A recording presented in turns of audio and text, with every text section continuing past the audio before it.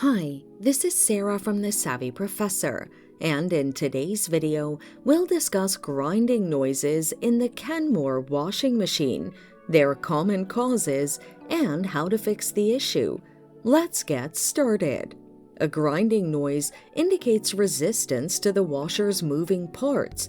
These may arise from poor installation, load distribution in the drum, or foreign objects getting stuck in the appliance.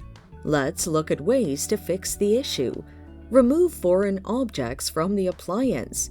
Press the Start/Pause button to stop the current cycle. Offload the drum and check for foreign items in it. Remove the objects if present.